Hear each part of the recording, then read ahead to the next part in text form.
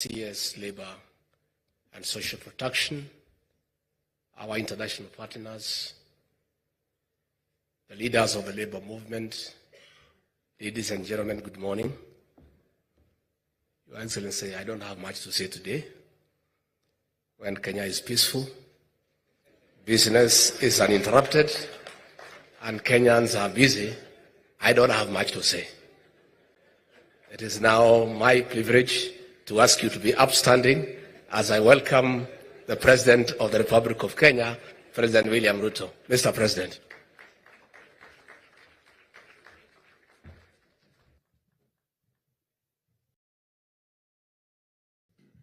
Thank you very much. Please, let's take our seats. Asante sana.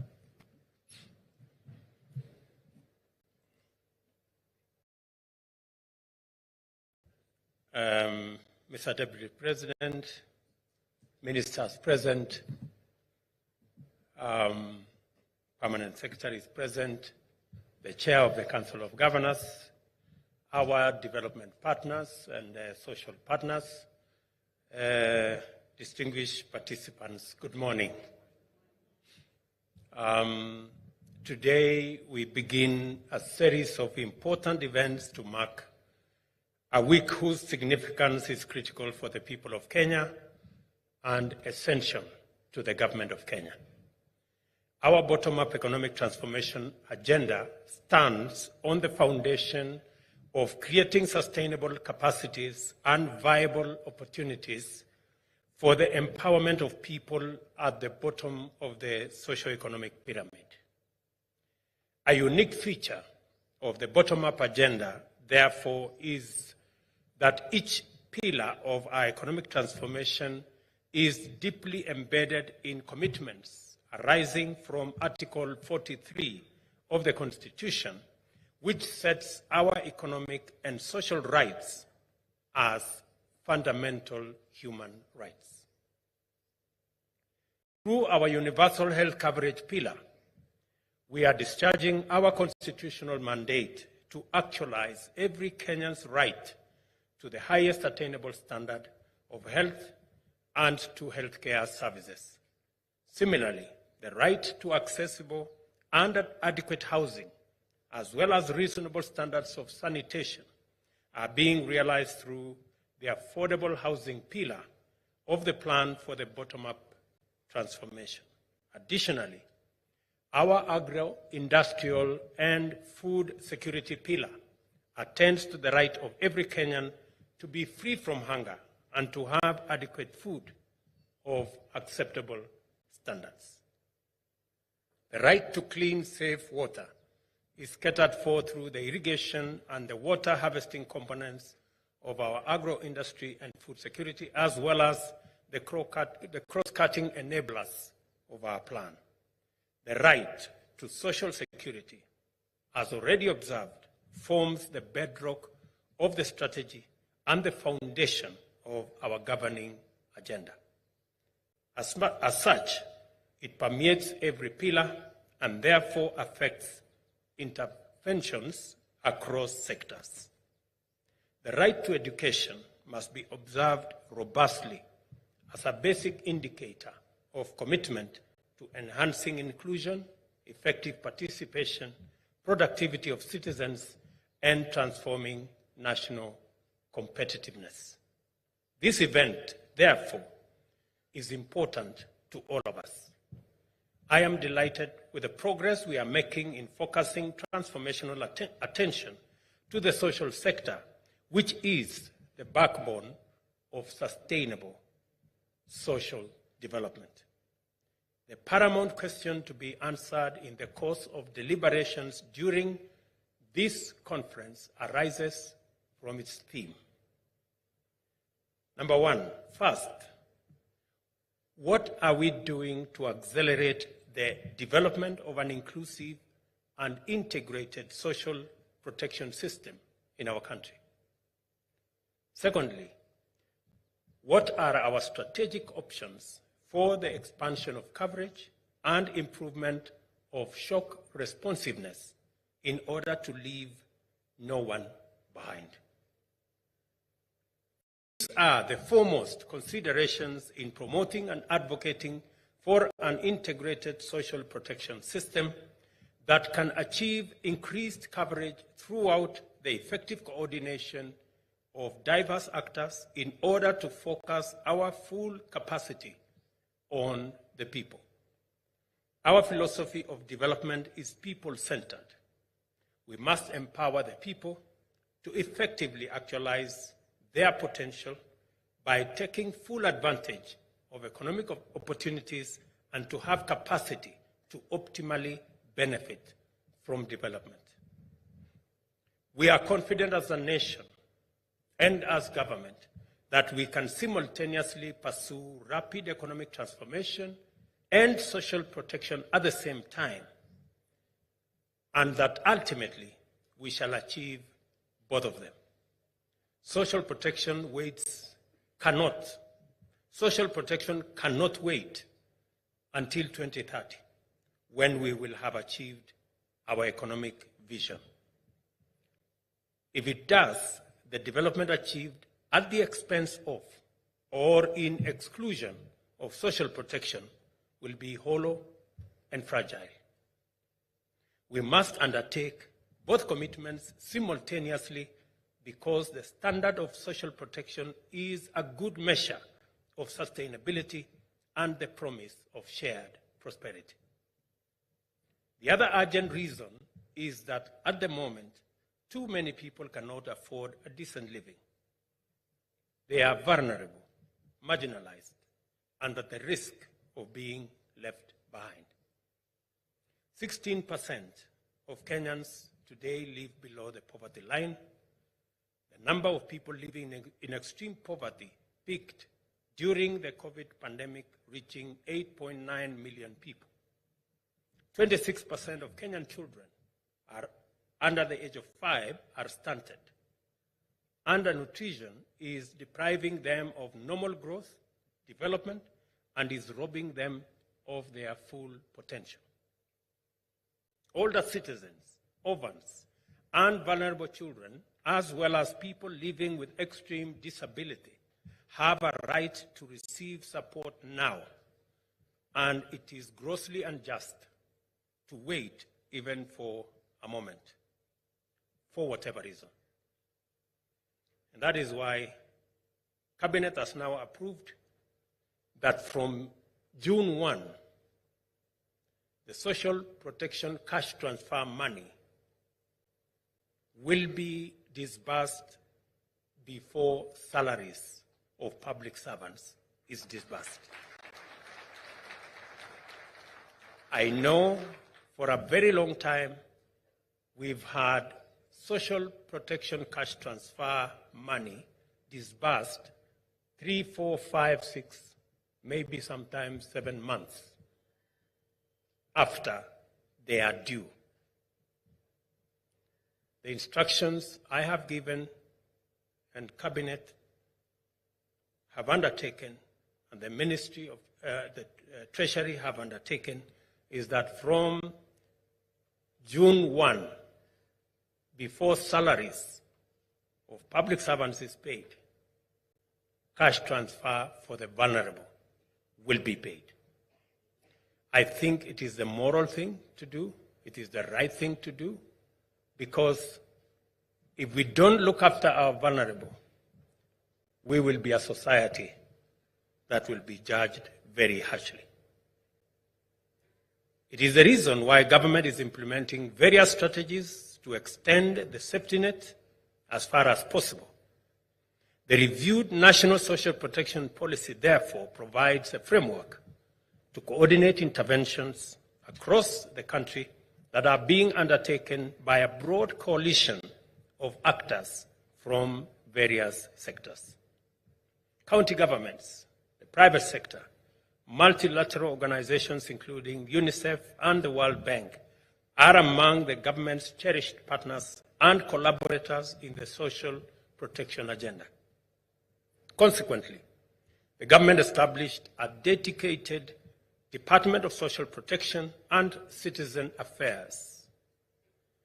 The participation of multiple partners is highly welcome and appreciated due to the limited coverage of social protection interventions under such programs as social assistance, social security, and social health insurance, which face significant resource constraints. The government has allocated 28 billion to support cash transfer programs implemented by the State Department for Social Protection. These programs include older persons, orphans, and vulnerable children, persons with severe disabilities, the Hunger Safety Net for poor and vulnerable households in the ASAL regions, and the Inua Jamii program.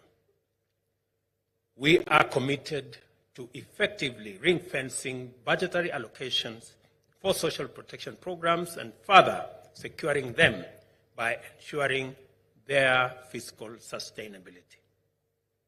Our journey towards universal health coverage is underway.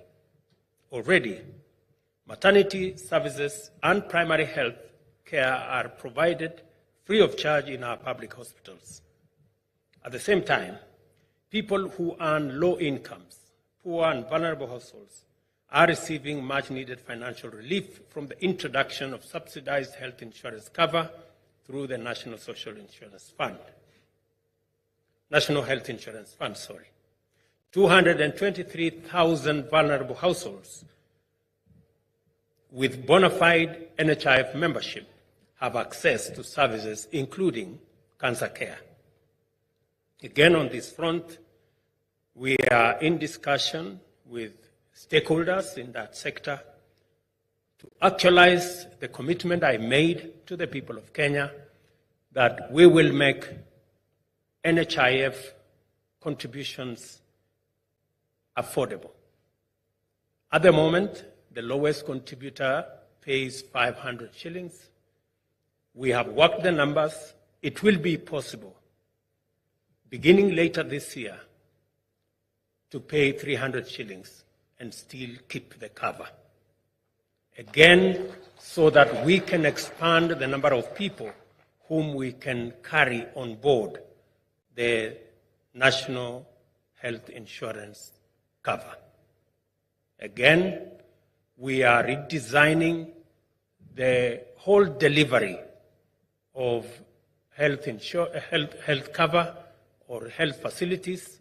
We are having conversations with the county governments, and within the next few weeks, we will be rolling out the program that will also make it possible for us to now pay stipend to the 100,000 community health workers or volunteers across the country, again as a means to bring the people at the bottom of the pyramid on board health services.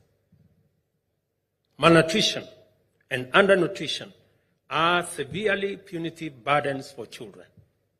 They also increase susceptibility to other diseases and the financial cost of treatment.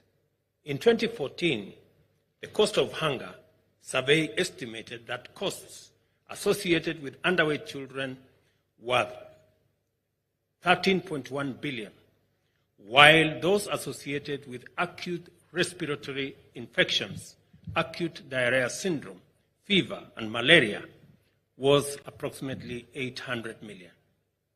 To provide comprehensive protection for young children, the State Department of Health, Social Protection, Education, and Agriculture will strengthen their collaboration and coordination mechanisms to serve more vulnerable children and secure their present as well as their future. Again, to make sure that all our children attend school. I did make a commitment, and we are in discussion with the counties, that all our schools, especially in our informal settlements, in our arid and semi-arid areas that have challenges to access to food, we have undertaken that every county government that provides school feeding program, we are going to match the funds as national government so that we can get more and more of our children to access food in school. I appreciate on this account the partnership of UNICEF and the World Bank with the government in the nutrition improvement for children through cash and health education program, economic inclusion. Inclusion, as well as the Universal Child Benefit Program, which is being piloted in Kisumu, Embu, and Kajiado counties. Beyond tackling malnutrition, these interventions also address exclusion by increasing the social protection cover of the vulnerable and supporting their economic empowerment to enhance resilience. Traditionally, the youth, women, and persons living with disability face tremendous obstacles in accessing opportunities to participate in development that they have been virtually excluded from meaningful economic activity. The financial vehicle to deliver this inclusion and ignite vigorous economic activity among vulnerable and marginalized Kenyans is the Hustler Fund. And a lot has been said about the Hustler Fund. This is a fund that is now about 4 months old. We have disbursed 23 billion shillings through that fund. We have 7 million Kenyans who borrow regularly on that fund. And because we introduced a savings component, already 1.35 billion shillings has been saved by people borrowing as less as between 500 and 1,000 shillings.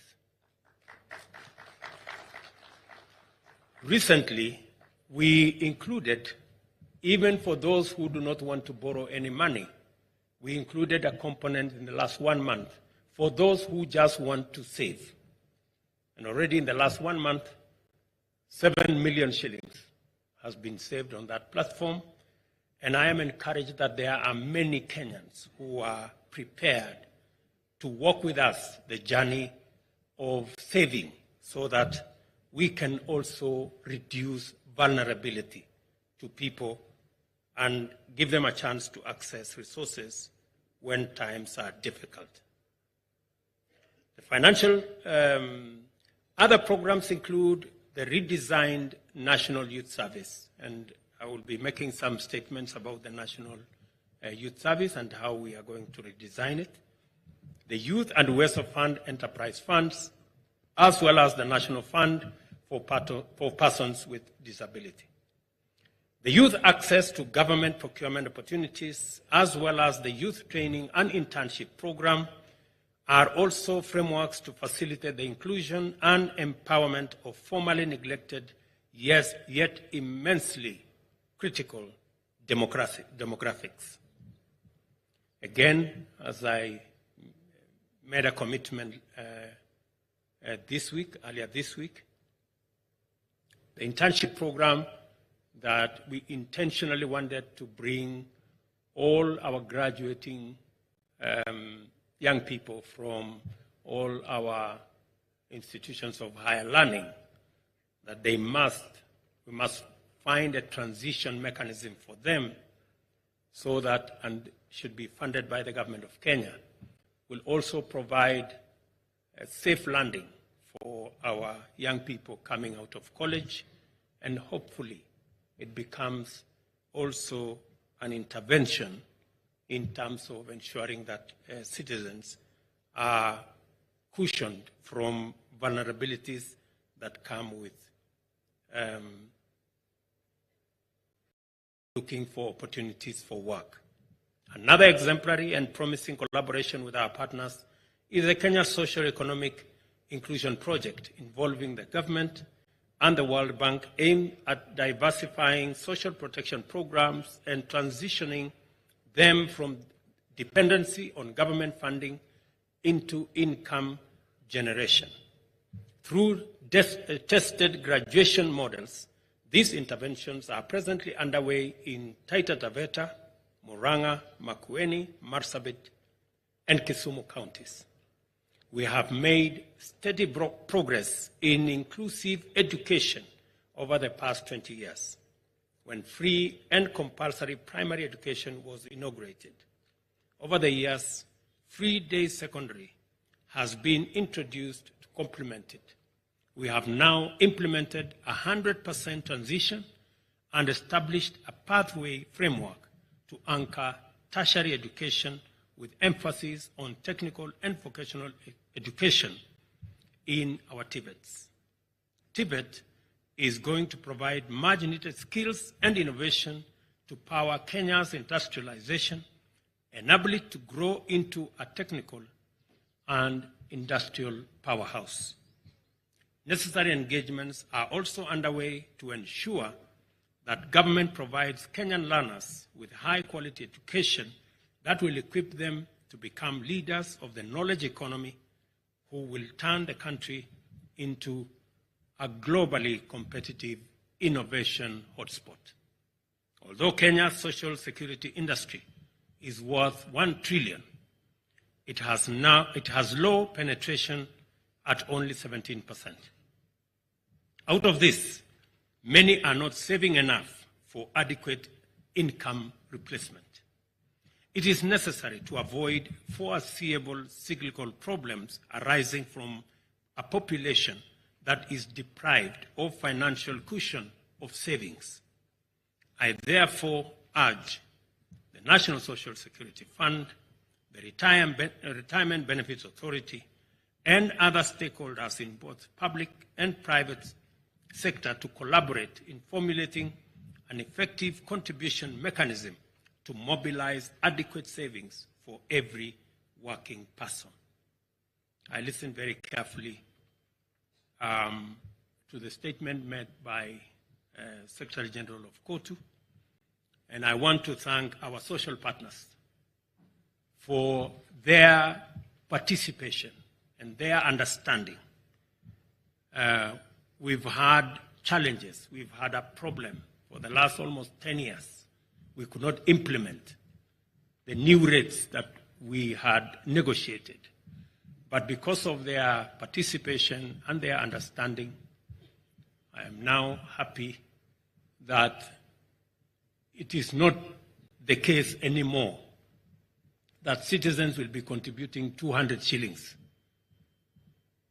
to NSSF. That from last month, every Kenyan now will contribute 6% of their pay, so that we can progressively build cushion, so that we can also eliminate old age poverty. Many of the people that we have on the cash transfer program are former workers, people who worked, but because the culture of saving was absent in their retirement, as you heard Dr. Atuoli say, many people do not survive the first 3 months or 1 year when they get out of work because they do not have a cushion. I am very confident now going forward, we will improve our savings as a percentage of GDP from the current between 8, maybe 10, maybe 11%, when other countries like in the West are anywhere between 40 or 50%. In fact, some are at 55%. 55% saving as a percentage of GDP. We are at about 10. It means we have a long way to go. I am very confident that with the awakening that savings is not a tax. Savings is not a burden. It is your money that you have set aside for that day when you need it desperately. And it is the culture we must build. Old age poverty is one of the biggest problems we have in Kenya. And it is contributed significantly because we have not built the culture of savings. And with the new program, I want to urge every Kenyan, even if you don't have a salary job, make it your intention to save for tomorrow. That is why even in the lending that we are using, even the lending we have in the Hustler Fund, we made a mandatory 5% saving. And in just 4 months, we have managed a saving of 1.3 billion. I am confident that with the new rates, with the new rates of our National Social Security Fund, we will be able to double the resources we have as savings in the next 8 or 9 years, to double what we have today.